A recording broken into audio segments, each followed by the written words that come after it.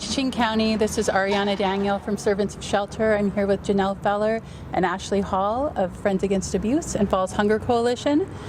We're here to talk about Servants of Shelter, new expansion program. We are working very hard and diligently to purchase and rehab the Northern Lights Motel to create desperately needed housing in our community. Northern Lights is unique in that it is one of our only buildings in our community that is all single level entry.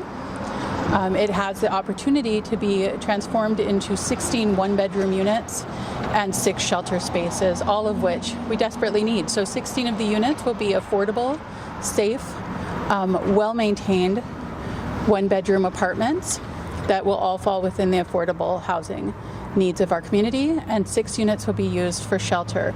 Currently, Servants of Shelter operates a 5-unit apartment building for shelter, and we are always full with a wait list of 18 to 28 households, and we use a lot of overflow stays in hotel. This will eliminate the need for nightly hotels, or at least greatly reduce it, as well as making sure that we can meet the needs of the community's housing needs. So Ariana, what does it mean to be homeless? Yeah, what does it mean to be homeless in the what is icebox that? of the nation, Yeah, right? what is homelessness? Because I don't see a lot of people, sleeping under bridges or sleeping in the streets. Absolutely. I don't see anybody that's homeless in my community. Absolutely. You don't recognize people who are homeless in our community. And our community, like many, many other communities, has a very small amount of people who would be considered visibly homeless, who would be camping or carrying their belongings with them, or be in a vehicle that they may be living in. The majority of people in every community that experience homelessness end up couch surfing, end up doubled up in households that are not big enough to equip the amount of people that are living in them, and have housing instability. So they may move from place to place and not have the protections that you would find in a situation where you're leased and can afford your housing. And your housing is the right size for your household and has everything to meet your needs. What's going to be at the motel, as far as I know, we know exactly your plans, and they are just phenomenal. But I want the public to know exactly what you have planned here, who's going to be here, what employees are going to be here, what it's going to look like if someone's staying here. Absolutely, that's a great question. So full transformation is what we're going for. We're looking to transform this building from a nightly hotel into a space where there's on-site offices and support services, where people can meet with all the services that they require, whether that's homemaking, public health nurses, their probation officer, their social worker, as well as SOS case managers, where they have access to food, to transportation, and to all the supports that they need to stay stably housed. So it's a really unique hybrid of supportive housing and shelter, and has on-site 24-hour staffing, which is huge. Huge. Yeah. Yes. Because people, I've been doing some research on it, and oftentimes people who are homeless have co-occurring issues, right, like addiction, mental illness, and sometimes they're chronically homeless, so they don't even know what they need to do to maintain housing. Absolutely. So they need help with that. Right. And somebody's going to be right here. Right, absolutely. And so some of our residents may be on a lease, but only stay for the duration of the lease, whether that's an annual lease or a short-term stay during that leasing period. The shelter guests can stay only as long as 90 days, that is Stay Shelter laws, before moving into permanent housing. And then some people, because it's permanent housing, can stay for as long as it is their home, So that in itself offers just so many services to the community, because it can be a stepping stone for people who just need the stepping stone, and it can be a permanent housing for people who are really ready to settle down and have that permanent home here with us and need services for the long period of time. So most of your units are going to be one bedroom. Correct. Right? Why is that? Because we see a very, very large amount. In fact, the majority of the households that we serve are single singles or couples. Okay. Yeah, we serve a lot of families as well, and our shelter currently offers 3 family units, 2 large 2 bedrooms, and one bedroom that we usually have small families in. But the need for housing for singles and couples is really, really badly needed in our community. And we're in the fortunate place of having the AB project breaking ground shortly, which is predominantly family housing. Oh, good. So we're looking at, with both of these projects, really being able to come closer to meeting the needs of our community, because we are quite a ways from having housing for everyone, but this will get us so much closer. With those 2 projects. With those 2 projects, happening yeah. at about the same time. Absolutely. I mean, this is May, almost June of Right. 2022, and you hope to begin this summer. Absolutely. And AB is fully funded and will be breaking ground this summer as well. So, between the 2 projects, this is a lot of really good news for our community at a time when we could use good news. Right. Right. And I want people to know this is not the first building or facility that Servants of Shelter has purchased. Right. A lot of times people will say, okay, well, it's great, they're going to build this, well, how are they going to maintain it? And I just really want people to understand, and you can tell Ariana exactly what you guys have done. They are a stable organization, and they are able to fund themselves. And Janelle and I say all the time, we are in awe of how they do it. But they do. They have paid for their buildings. They continue to pay for stays. They continue to help people. And so maybe just tell people what you guys have purchased. Right. So this is our 12th year of operation, which a lot of people don't know. We started in 2009 because we were so small and entirely volunteer run for the first 6 years. We completely own and operate 1 5-unit shelter apartment building.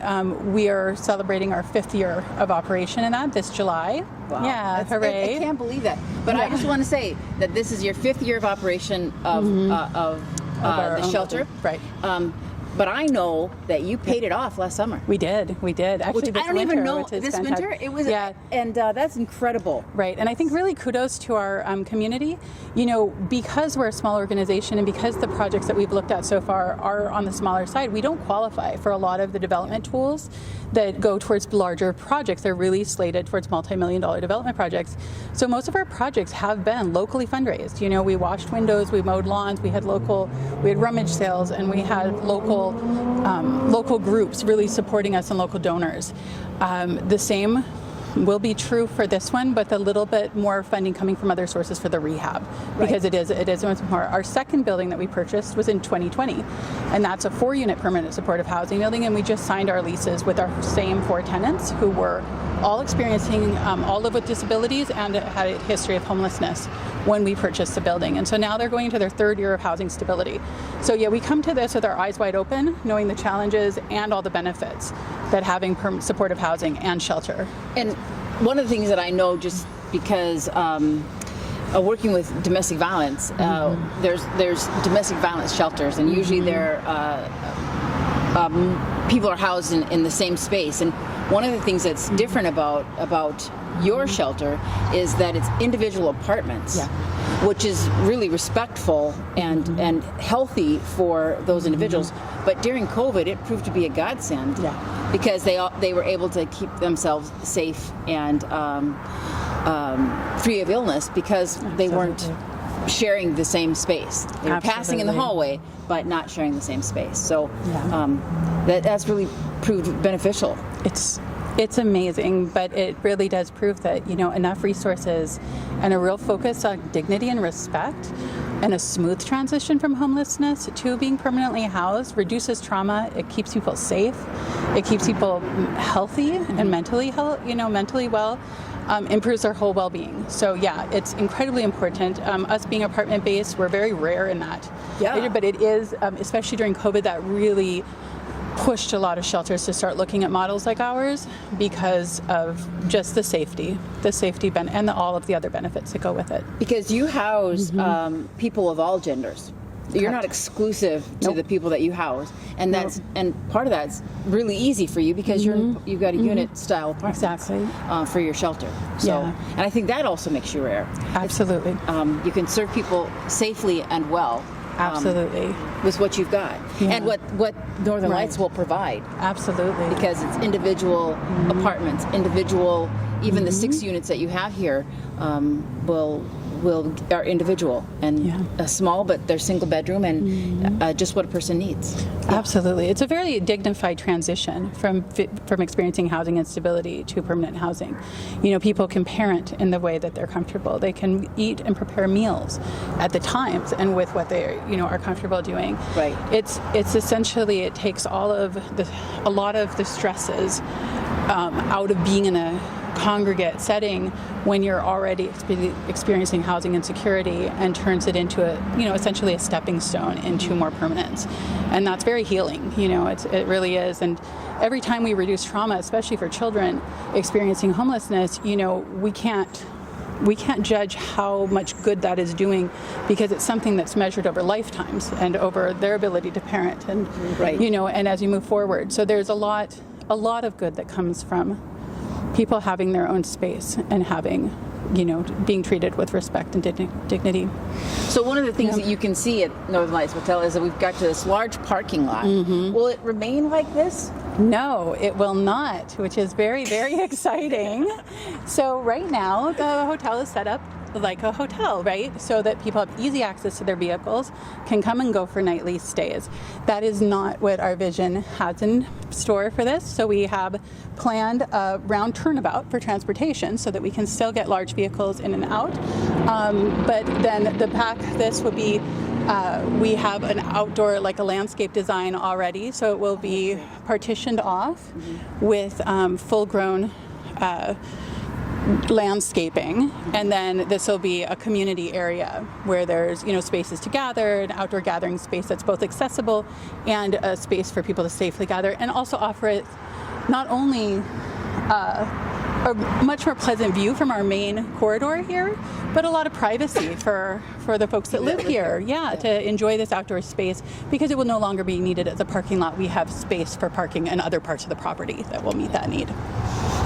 You talked about I've heard you use the word stepping stone a couple of times, and I just hope that people realize the value of this facility long term in terms of how it's going to help grow our area. We always talk about, on the economic development, how are we going to get more businesses here? How are we going to get people working? How are we going to grow this area? And what are some of the things that your clients have been able to do because they had housing?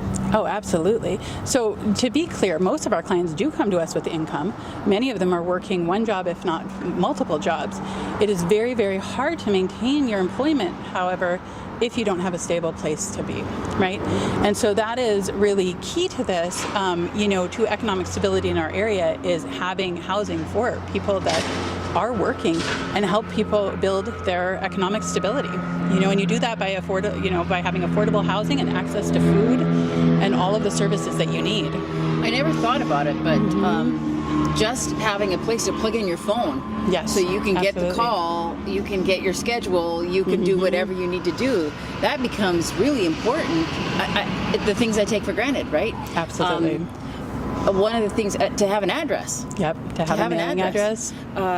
It's hard to get a job without an address, especially locally. It's important to have that, and also you can't maintain your mental health if you don't have a stable, reliable housing. Absolutely. Your mental health suffers without that, in that instability. So how many families could you, when this is all purchased and when you have the 3 buildings, how many families will you be able to serve? Well, it would be about 30 families. 31 to be exact. So that's really, really exciting, because this will over double our capacity to house people. It'll be 4 times as much permanent supportive housing as we have. And just to say, our 4-unit permanent supportive housing building, that was the first in the county. So, we're definitely quadrupling what our county has so far with this project. And then we will be securing 6 additional shelter spaces. So that would, more than double the shelter spaces that we currently own. So that's really exciting too.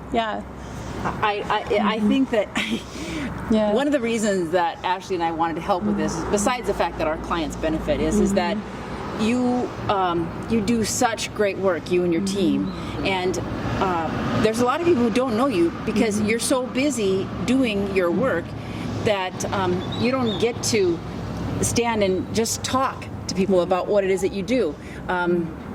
You're a force to be reckoned with, because now this will be your third building.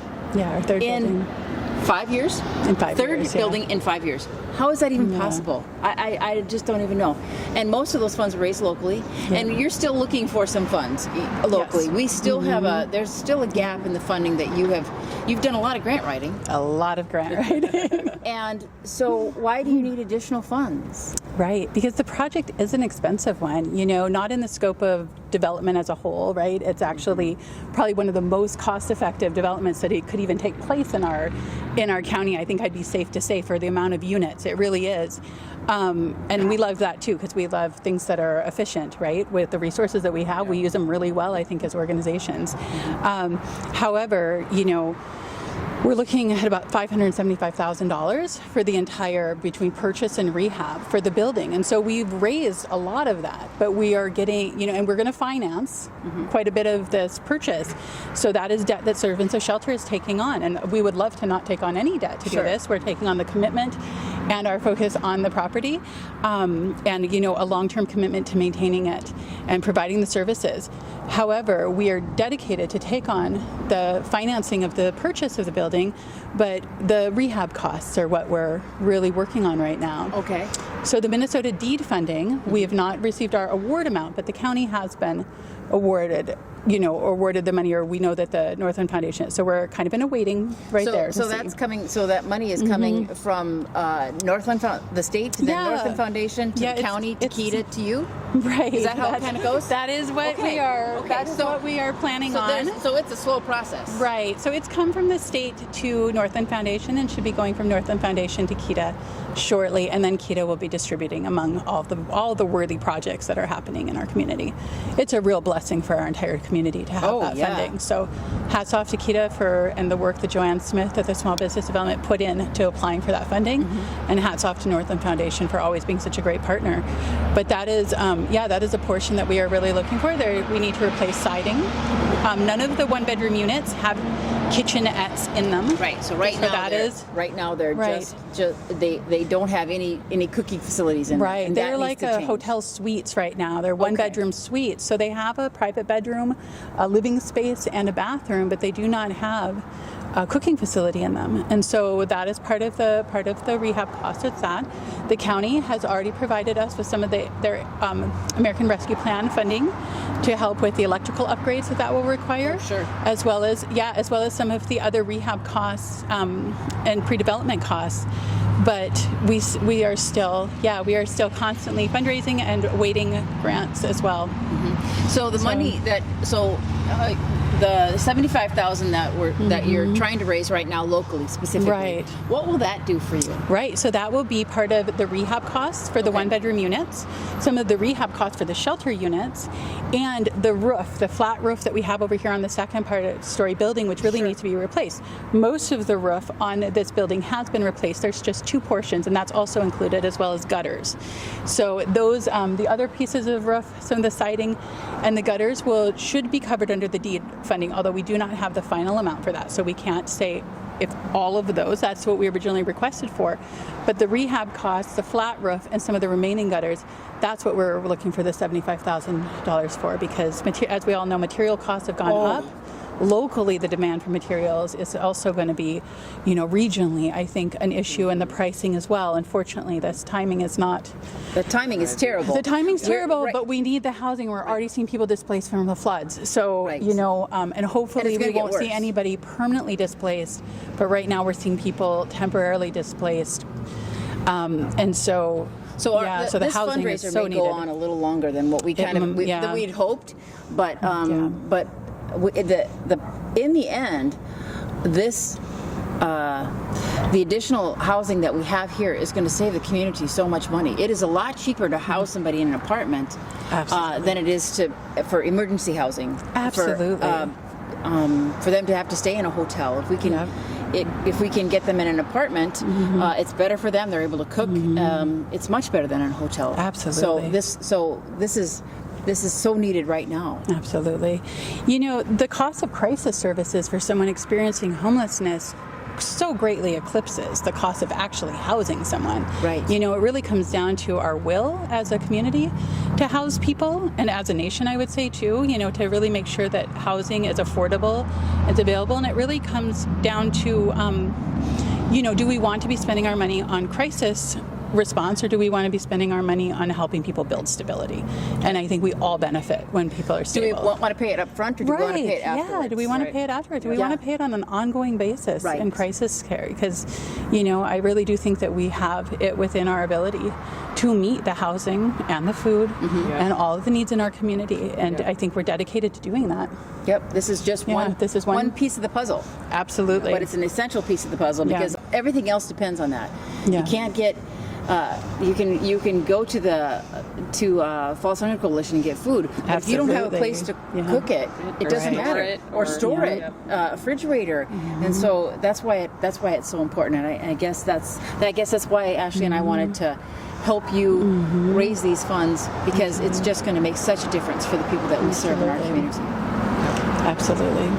So anything you guys can donate, $1, $5, hold an event as a fundraiser, whatever you can and are willing to do, as we said, will help the community, long-term and short-term. Yeah. So go to.